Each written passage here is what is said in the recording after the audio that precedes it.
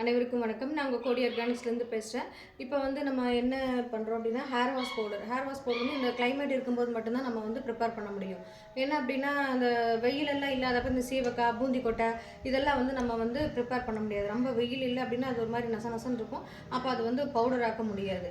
அதை வந்து நல்லா ட்ரை பண்ணால் மட்டும்தான் அந்த சீவக்காயெல்லாம் அரைக்க முடியும். ஸோ இது நல்ல பீரியட், இந்த டைமில் வந்து நம்ம யூஸ் பண்ணிக்கணும் சீவக்காய்.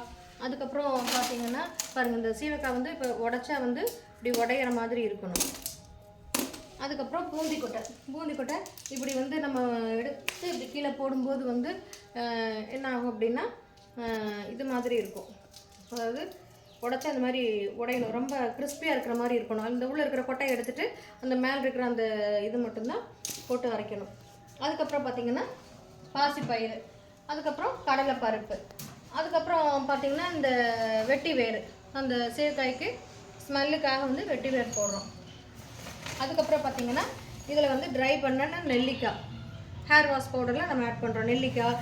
அதுக்கப்புறம் பார்த்திங்கன்னா தலைவலியெல்லாம் இல்லாமல் இருக்கிறதுக்கு இந்த வெத்தலை, அப்புறம் பார்த்திங்கன்னா இது ஆவாரம்பூ, குப்பமேனி இந்த மாதிரி.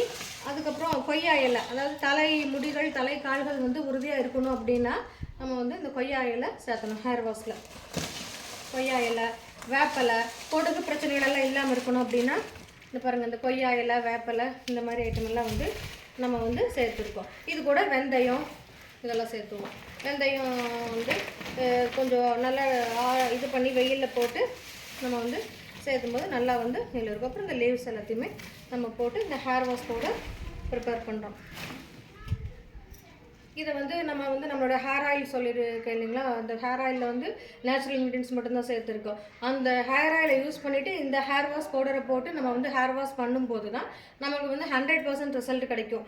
என்ன ரீசன் அப்படின்னா, நம்ம வந்து முடிஞ்ச வரைக்கும் இதை ஷாம்பு இது எல்லாம் வந்து அவாய்ட் பண்ணால் தான் வரும். நம்ம வந்து நைஸாக வந்து அந்த அரைச்சிட்டோம் அப்படின்னா அது வந்து ஒரு பேஸ்ட் மாதிரி கலந்து தலையில் போட்டுட்டு ஒரு ஹேர் பேக்காக கூட விட்டுக்கலாம். ஏன்னா இந்த லீவ்ஸ்லாம் இது போட்டிருக்கிறதுனால ஒரு ஹேர் பேக் மாதிரி கூட கொஞ்சம் தலையில் எண்ணெய் போட்டிருப்பீங்க இல்லையா, அந்த ஹேர் பேக் மாதிரி போட்டுட்டு அதை கொஞ்சம் நேரம் ஒரு ½ அன் ஹவர் கழிச்சிட்டு அதை அலசிட்டிங்கன்னா ஒரு நல்ல கண்டிஷ்னராகவும் இருக்கும். சேம் டைம் இது வந்து ஹேர் வாஷ் பவுடராகவும் நம்ம யூஸ் பண்ணிக்கலாம்.